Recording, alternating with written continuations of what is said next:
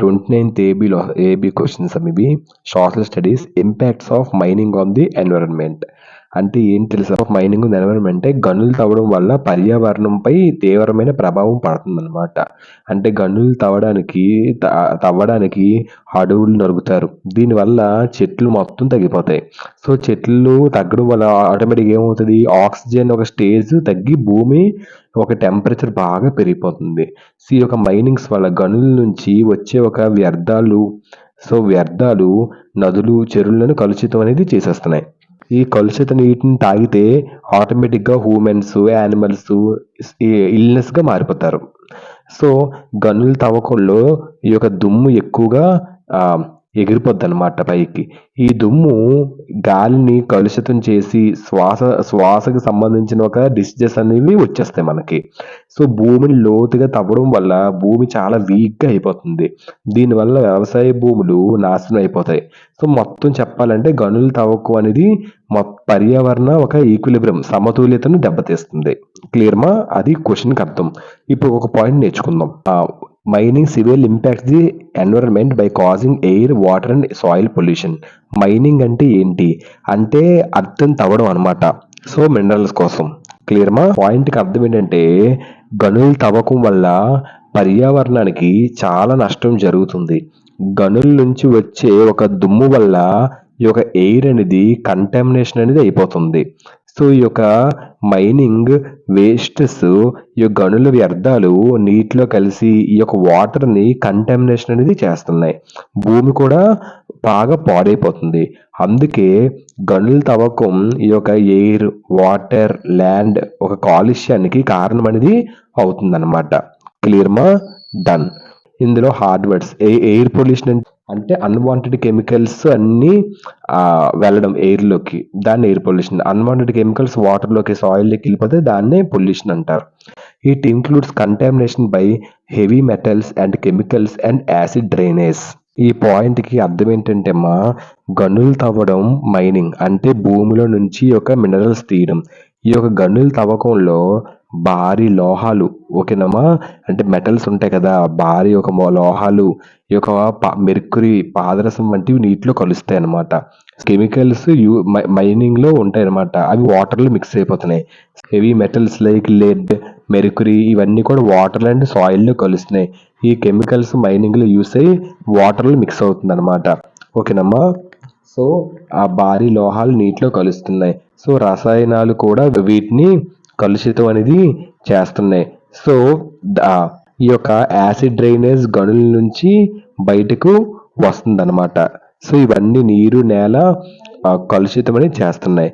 గనుల తవ్వకం వల్ల లోహాలు, రసాయనాలు అండ్ యాసిడ్ డ్రైనేజ్ కారణంగా కంటామినేషన్ అనేది ఏర్పడుతుంది. యాసిడ్ డ్రైనేజ్ అంటే అసలు ఏంటమ్మా?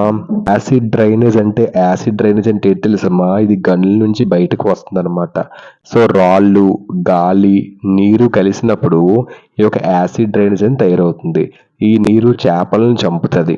సో నదులు, నేలని కాలుషితం చేస్తుంది. తాగడానికి కూడా పనికిరాదు. ఓకేనా? గనుల నుంచి వచ్చే ఒక యాసిడ్ మురికే యాసిడ్ డ్రైనేజ్ అని అంటారు. It leads to land degradation, deforestation, habitat destruction and loss of biodiversity. పాయింట్కి అర్థం ఏంటంటే గనులు తవ్వడం వల్ల భూమి పాడైపోతుంది, నేల చాలా బలహీనంగా మారుతుంది, అండ్ ఈ యొక్క చెట్లను నరుకుతున్నారు, డిఫారెస్టేషన్. ఓకేనమ్మా? తర్వాత అందువల్ల అడవులు నాశనం అవుతున్నాయి. ఓకేనమ్మా? సో జంతువులు నివాసం కూడా పోతుంది. హ్యాబిటేట్ డిస్ట్రక్షన్, జంతువుల నివాసం పోతుంది. మొక్కలు కనుమరుగైపోతున్నాయి. Loss of biodiversity. ఓకేనమ్మా? సో ఇది అనమాట అర్థం. సో అంటే ల్యాండ్ డిగ్రేడేషన్ అంటే ఏంటి? ల్యాండ్ డ్యామేజ్ అవ్వడం. డిఫారెస్టేషన్ అంటే ట్రీస్ని కట్ చేయడం. హ్యాబిటేట్ అంటే లివింగ్ ప్లేస్ ఆఫ్ యానిమల్స్.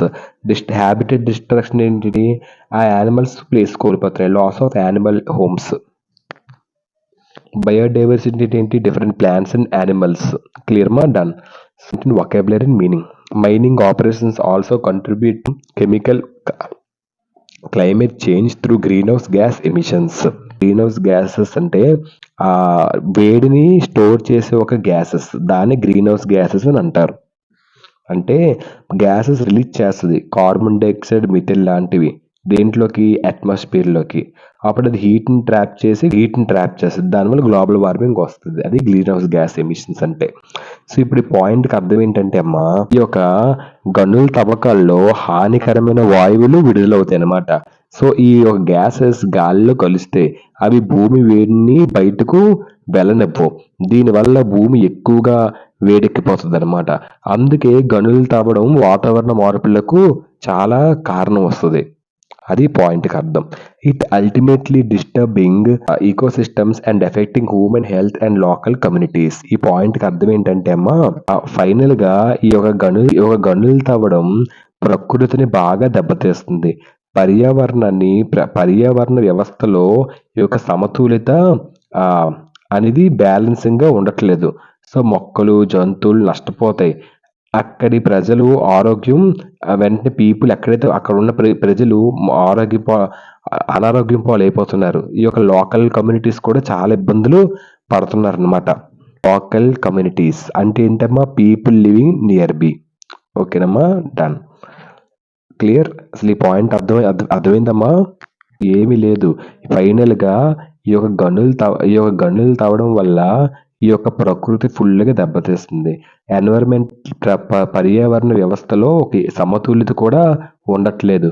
మొక్కలు, జంతువులు అన్నీ కూడా నష్టపోతున్నాయి. అక్కడున్న ప్రజలందరూ కూడా వాళ్ళ యొక్క ఆరోగ్యం చెడిపోతుంది. అక్కడ ఉన్న లోకల్ ప్రజలు చాలా ఇబ్బందులనేది పడుతున్నారు. క్లియరమ్మా? ఆ ప్లేసెస్‌లో గనులు తవ్వుకున్న ప్లేసెస్‌లో. ఇదమ్మా impacts of mining on the environment. Hope you understand this essay. Thank you. Word to word, line to line explain చేశాను. Thank you. All the best.